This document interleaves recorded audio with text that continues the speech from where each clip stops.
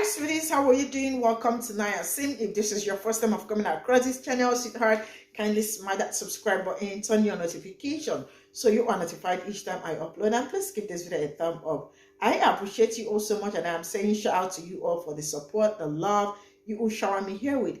I am grateful, and you all are super sweet. So the question is, I am afraid of black people being put into slavery again. And then this boiled down to so many things. I mean, so many things were discussed here, and shout out to everybody that contributed to this. And now they talked about drugs and how drugs were used in black community, and how CIA were the ones that planted the drugs in order to destroy black community and all that. But then let's ask this. Will slavery ever come back? Number one is that, mind you, that slavery never left. Slavery is still ongoing to this very moment, but in a subtle way. The Jim Crow, the separation, the segregation, they are still happening. Stay glued to the screen. This is a valid fear.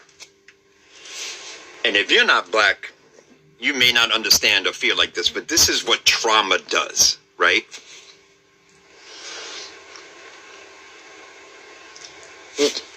I don't know if this person was around during the crack epidemic. You know, when our Republican executive branch commanded the CIA to help some people deal cocaine in South Central Los Angeles and other cities nationwide. Really happened. Don't come for me. I'll hit you with the receipts. Don't do it. Google it. But we're going to think past that, right? We move on from Reagan and the hell that he was putting us through, and we get to Clinton. Mr. Sexy Saxophone on Arsenio Hall, who sold us this bill of goods that was all bullshit. Bill Clinton's in office. The crack epidemic is skyrocketing, right? CPAC, this conservative super PAC, writes a bill for a 10-year minimum federal sentence for having 3 to 5 grams of crack cocaine on your person. 3 grams. 3 grams of cocaine, 18 months in jail. 3 grams of crack, federal 10-year mandatory sentence. CPAC wrote that law. You remember CPAC, we must eradicate all forms of transgenderism from public life? CPAC, those people. They wrote that law. And Bill Clinton and his wife pushed that shit through Congress. The 3 strikes law, 10-year minimum,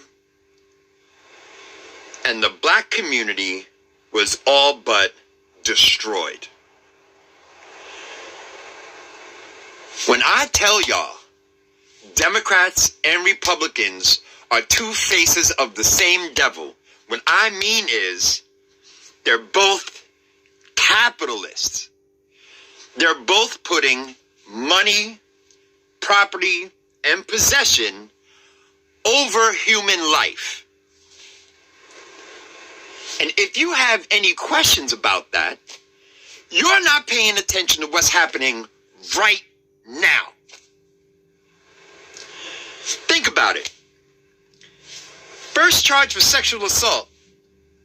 What often happens? Okay. First time you rob a bank, you are facing 20 years in prison. You face more time in prison for robbing a bank than you would sexually assaulting someone. Why? Because money, property, and possession are more important in capitalism than human life. They are wiping out a whole people because they want the land to stratify capitalism, to spread more capitalism. This is a global market. Capitalism is global. It's not just the United States.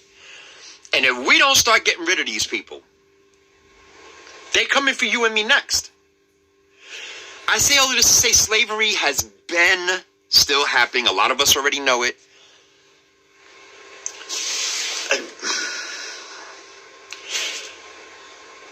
It's not as simple as simply voting for someone and thinking that shit's not going to happen.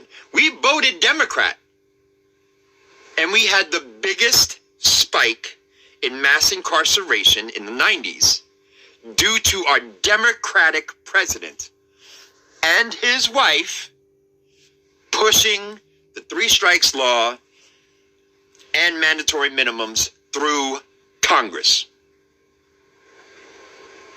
It's unforgivable.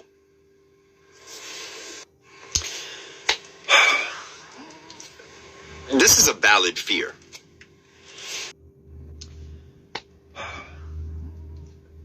This is a valid fear. Please listen to his stitch. I'm a Generation X. I was during the time when Ronald Reagan was president and when the crack epidemic had occurred. I remember living in a place in Long Island, which was a suburban, and going to go see my mother in South Ozone Park in Queens. That was a place where they had people who were working blue-collar jobs, everything, trade work, professionals, and the neighborhood ended up becoming an epidemic of crack. Were houses that was well manicured, had fences, well kept. Next minute, it ended up being boarded houses. That was during the Reagan and Bush Sr. administration. Clinton was even worse because his wife, Hillary Clinton, came up with this type of reform. If you're 16 years old and if you're found with ounces, because a lot of times the drug dealers used to give the jobs to juveniles and say that they will get a pass if they was found with drugs. So if you were 16 years old and at the time of the Clinton administration, you ain't going to Spofford or going to some juvenile hall. You either going to go upstate Attica or you're going to go to Rikers Island. Okay? You take your pick. And that was considered as prison. All right? And 16-year-olds were being molested in those prisons. The population of the drug epidemic went drastic in the Reagan administration, Bush administration, and the Clinton administration because they claimed they wanted to clean it up. Nancy Reagan was a spokesperson saying say no to drugs because the drugs were crossing over into her neighborhood. Okay? But they're the ones who are bringing the drugs here. Just the same thing how Nixon was bringing the heroin here when Vietnam had opened. Okay? When he was doing his operations. All of these things what this gentleman is saying is correct. Okay? And he's telling you from experience. You went to Harlem on 125th, crack was bad. You went to the Bronx, crack was bad. Brooklyn, crack was bad. It didn't really hit that much in Long Island. But later on in the 90s, the crack epidemic started going everywhere. It was like ham. And Bill Clinton and his wife and the same Biden in 1984 said that we have to put these kids in jail. They're no longer kids. They are known as adults. Now imagine if you had a crack that you're under the influence of drugs and you was an addict and you thought you was going to go to rehab. Oh no. If you was a person that was a minority and you was under the influence of drugs and let's say you made a mistake and you sold it to someone that was an undercover cop, you're going to jail. Okay? And ask the people them that lived in California because it started, the rate of it started to increase. Then later on, lawsuits started flying out when young kids saying that they were attacked in jail. Okay? That is when all of a sudden they reversed some places in New York, but not in other places. Okay? but it was hitting home to minorities and black people. Yes, ladies and gentlemen. This 2000 law that they're trying to make, and they have him as a spokesperson, who's the new head speaker, they're going to try to regulate. Remember, some of these people invest in jails, penitentiaries. So who you think? I told you when he said that, because TikTok took away my sound, because when I hear him saying about the conservative of the ship and going back into the 18th century, because after slavery was over, what do you think was the next slavery? Jail, penitentiaries. They were investing in that. After the farmers after they received their compensation after the Civil War, a lot of them was investing in mining fields, chain gangs, and penitentiaries. And who you think they were targeting all the time? Black males and minority men and women, but mostly men. They were segregating the men of the community. Then it was worse with welfare, okay? Men couldn't stay in their house because their wives were under the system, okay? This is what they're talking about. So they rather have women not to have an abortion so that they can be on welfare and then turn around and push them to the system to work. And I know TikTok going to try to take this off and probably mute me, but I'm telling you the truth. The last video I told you guys, when I was listening to the new head speaker, this is an old video that he said that, people think that he was biased when he said he wants to go back into the 18th century. The 18th century is when they controlled us people. Okay, they gave us laws to say that they can still own us as slaves. Y'all need to read the Emancipation Proclamation, how certain restrictions are not known for us. Now, back in those days when those men were doing petty crimes, sometimes the crime didn't even fit them. They still put them in those chain gangs. And the same thing they were doing to those young men when they were in gangs or affiliation or being association. I remember I read this book about this man who spent time in jail but got released in jail. He went to jail because he was associated with his father. His father was a part of the Latin Kings. He had nothing to do with what his father was doing. His mother even relocated so she can have a peace of mind so nobody could have targeted him. But the cops were kept on coming after him. So one day somebody set him up and said that he was selling drugs. And he ended up spending his time. When he thought he was going to Spofford, he ended up going to Attica. Okay? He stated that was the worst night. He had to fight his behind. Fight his manhood. And then later on, he started writing a book. And then afterwards, he started to find out about a case. He found out that the police officer was detaining many men and falsely accusing them and putting them in prison. He so happened to know about the case and he started researching and become a lawyer in jail. And then he turned around and started to look and research these cases. And he was released from jail from 13 years because they were going to give him a 30 bid. And he only had they claimed he had a small ounce of cocaine. And he was not selling drugs. Okay, ladies and gentlemen, that 2025 project or whatever they're going to do, all I can say is I'm going to plead the blood of Jesus on it to cast it down. We have to be careful of who we're going to vote and who is coming into office. We have to look at the red flags of that House Speaker. And TikTok, this is not community violation because this is a teaching purposes. I'm talking something from experience. And that gentleman from that sketch, you better listen up to him. Listen very closely. This is a valid fear. Black people, do you have this fear? It's definitely something I've thought about because there is half the country that's very vocal that they want things to go backwards. They want to go back to 1776. They want to go back to 1950. And I've had the thoughts myself of like, what if they started taking away rights? Like we've already lost Roe v. Wade. We've lost affirmative action. Could it just keep going?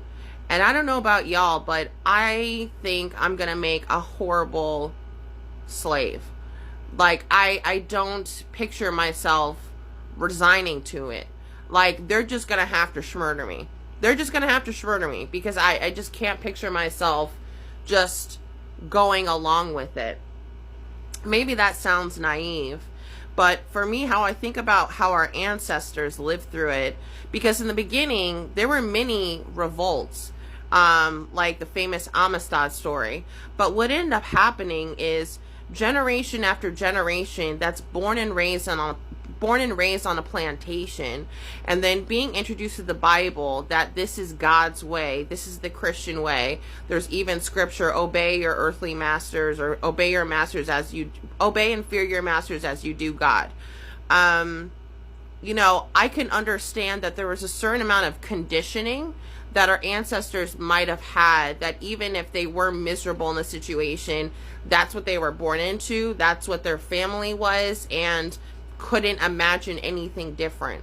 I can't see Black Americans today being so readily compliant with those efforts to try and take our rights backwards. That's how I feel. So, but I'd love to hear from you if you have that fear. If we did go backwards and continue to lose more rights back into Jim Crow or back into slavery, how would you handle it? Or do you even think it's even a possibility? Or just based on where we are, what happened before could never happen again? This is a valid fear.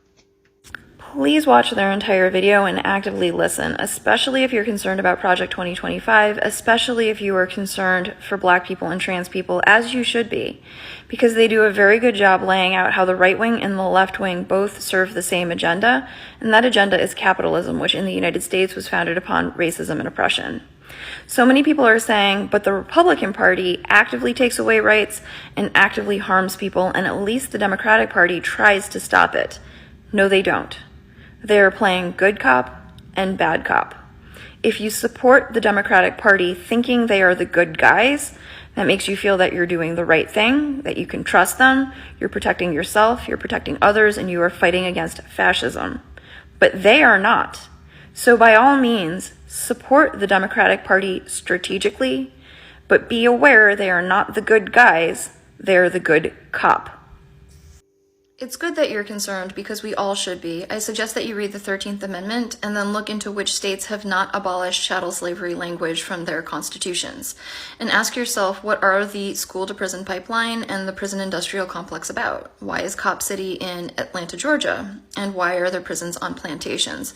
And also recognize that the United States agricultural industry is currently relying on prison labor at rates not seen since Jim Crow. This is something that is going on now and has been going on for a while. This is not just a Project 2025 thing.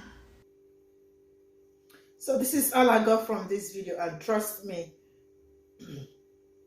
do I blame anybody saying that he or she is afraid of Black people being put into slavery? Because the way things are going now, some people are scared. Trauma has a way of affecting people and making them think like so many things and the rest of it. But yeah, his or her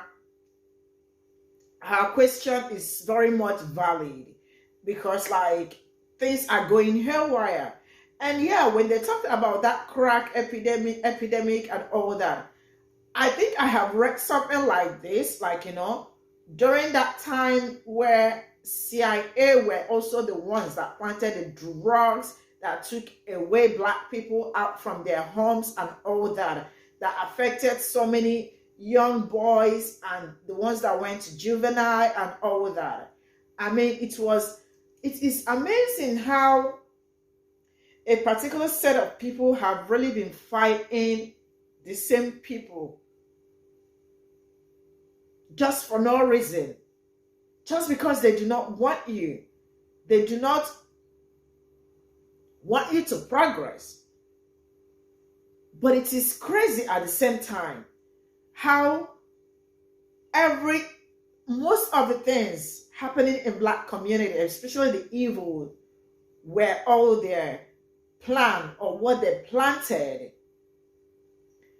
You all know the mass incarceration that happened. I am sure you all know all this. It's nothing new to you and all that. But some people might also not know it. Most of the mass incarcerations and all that are happening or happened, still happening, were all the things they did in order to not have Black men at home and just let Black women raise the kids and all that. Because they think doing all that is going to like take away so many things from Black community and then make them the bad people, make them the bad, make them horrible people. And then they keep pushing this out to the media that Black people are drug addicts, Black people are savages, Black people are this. When they were the ones that planted the drugs that was eating deep in Black community.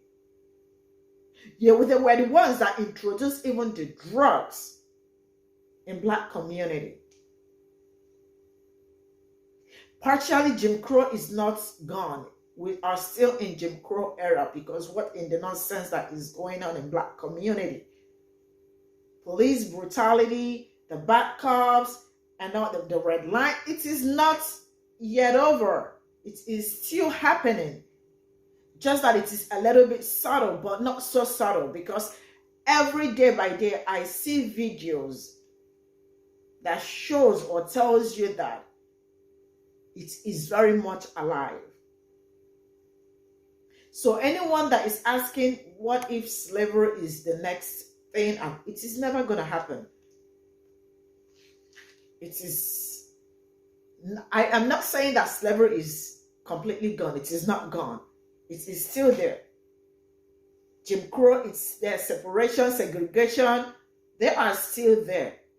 But it is not as horrible as it were back then. But all these are totally so much alive. But what if?